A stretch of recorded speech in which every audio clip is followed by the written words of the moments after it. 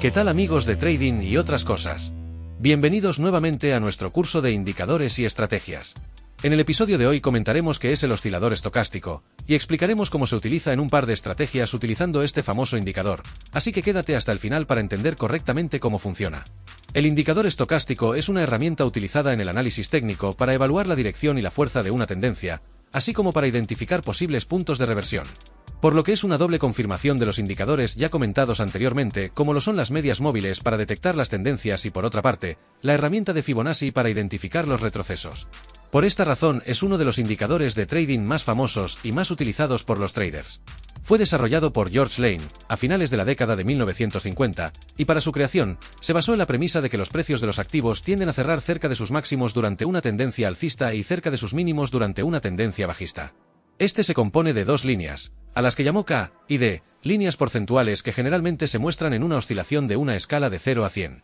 Aquí tenemos que comentar que hay indicadores que se muestran directamente en el precio, y otro tipo de indicadores de oscilación que se mostrarán en la mayoría de plataformas en una ventana adicional en la parte baja del precio.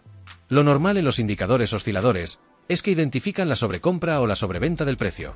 La sobrecompra y sobreventa son estados extremos del mercado que indican cuando un activo ha subido o bajado de precio de forma excesiva y rápida, sugiriendo un posible cambio de tendencia o corrección. La sobrecompra, cuando el indicador se encuentra en la zona alta, sugiere ventas o tomas de beneficios, mientras que la sobreventa, en la zona baja, sugiere compras o el final de una caída. Se identifican mediante osciladores como el RSI, bandas de Bollinger, y en este caso el indicador estocástico. Técnicamente la línea K porcentual es la principal, y se calcula utilizando la siguiente fórmula. K porcentual es igual al precio de cierre actual menos el precio más bajo en un periodo determinado, entre el precio más alto en el mismo periodo, menos el precio más bajo en el mismo periodo por 100. La línea D es una media móvil de la misma línea K porcentual y se utiliza para suavizar las fluctuaciones y generar señales más claras. Se calcula tomando una media móvil de n periodos de la línea K porcentual. El indicador estocástico genera señales de compra y venta basadas en la relación entre las dos líneas porcentuales K y D, en los niveles de sobrecompra y sobreventa. Cuando la línea K cruza por encima de la línea D y se encuentra por debajo del nivel de sobreventa, generalmente de 20, se considera una señal de compra. Por otro lado, cuando la línea K cruza por debajo de la línea D y se encuentra por encima del nivel de sobrecompra, generalmente 80, se considera una señal de venta. Ya comentamos que hay otros indicadores de oscilación que también revelan niveles de sobrecompra y sobreventa, como por ejemplo el RSI. Pero queremos destacar que una de sus diferencias con el estocástico, aparte de que el RSI utiliza una sola línea y el estocástico utiliza dos que nos ofrecen un nivel adicional de la dirección, podrás ver que los estocásticos tienden a moverse entre los niveles de sobrecompra y sobreventa mucho más limpios en comparación con el RSI, que a menudo se mueve con mayor velocidad. ¿Cómo usamos los estocásticos? Uno de los errores más comunes que cometen los principiantes al operar con este indicador es que inmediatamente toman una posición de compra cuando el indicador toca la línea de precio de sobrevendido, o inmediatamente una posición de venta cuando el indicador toca la sobrecompra. La razón del por qué esta es una estrategia terrible es porque si el mercado está en una tendencia fuerte, los estocásticos pueden permanecer en niveles de sobrecompra o sobreventa durante largos periodos de tiempo. Por ejemplo, aquí podemos ver que el mercado está en una fuerte tendencia alcista. Si decides tomar una posición de venta solo porque el estocástico está en sobrecompra sería un error. Primero porque estaríamos contra tendencia y segundo porque no hay ningún otro tipo de confirmación o confluencia. Veamos qué sucede. El precio al final terminó subiendo más y podríamos perder nuestro dinero. Así que en lugar de usar el estocástico por sí solo, nos gusta complementarlo para la creación de una estrategia agregando otro indicador que pueda detectar la tendencia a mediano plazo, y si recordamos los capítulos anteriores, una buena idea sería la media móvil exponencial de 200. De esta forma podríamos entrar al mercado con mayor seguridad en una reversión sabiendo que siempre estaríamos siguiendo la tendencia. El funcionamiento de esta estrategia es muy simple. Si el precio está por encima de la EMA de 200, mientras que los estocásticos están sobrevendidos, se tomarán posiciones de compra y de igual forma para las posiciones de venta. Si el precio está por debajo de EMA 200, mientras los estocásticos están en sobrecompra, se tomarán posiciones de venta.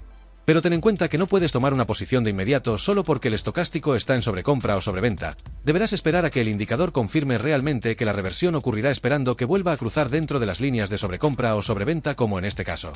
Ahora discutiremos la salida, por lo que si estás tomando posiciones de compra deberás colocar el stop loss con un riesgo-beneficio de 1 a 2, por debajo del mínimo o máximo más cercano. Un ejemplo en compra sería como ves en pantalla con el stop en el mínimo menor, y de igual forma en el caso de las ventas con un stop loss en el máximo anterior. Veamos un ejemplo.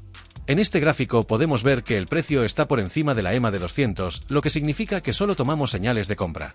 A continuación puedes ver que el estocástico está en los niveles de sobreventa, pero recuerda que no debes tomar ninguna posición todavía. aún deberás esperar a que vuelva a cruzar dentro de las líneas de sobreventa. Una vez que sucede, entramos en la posición de compra colocando el stop loss por debajo del mínimo más cercano y estableces el objetivo de ganancias de 1 a 2 y como puedes ver el precio alcanza nuestro objetivo de ganancias por lo que esto cuenta como una operación exitosa.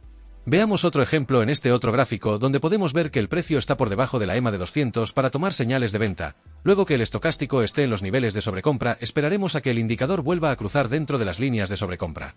Una vez que esto suceda, entramos en la posición de venta con un stop loss por encima del máximo más cercano y estableciendo el objetivo de ganancias 2 veces que el stop y como puedes ver esta operación terminó siendo rentable. Como lo has notado, en los casos anteriores vamos a favor de la tendencia, pero ahora agregaremos a la estrategia la acción del precio, que muchos traders utilizan combinando el estocástico con soportes y resistencias y líneas de tendencia para buscar reversiones.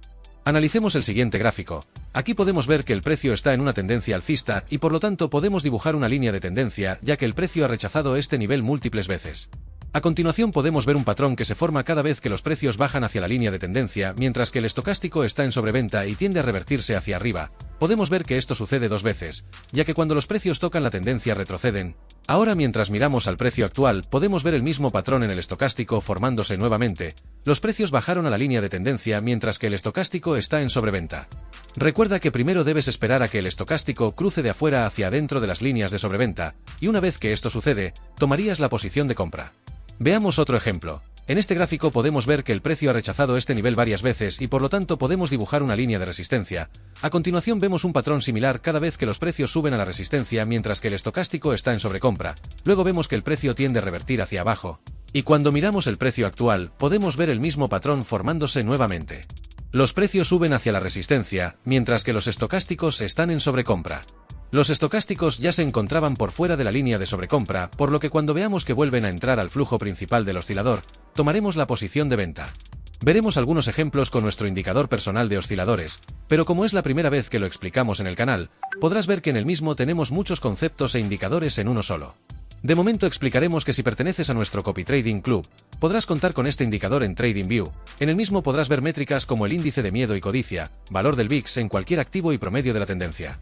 Podrás mostrar los puntos de sobrecompra y sobreventa del índice del flujo del dinero comentado en nuestro episodio de volumen, y a su vez verás un histograma tendencial para mostrarte visualmente qué dirección deberás buscar en la tendencia menor de corto plazo y nuestro gran indicador de ballenas que nos dice cuándo empiezan a acumular compras las grandes instituciones.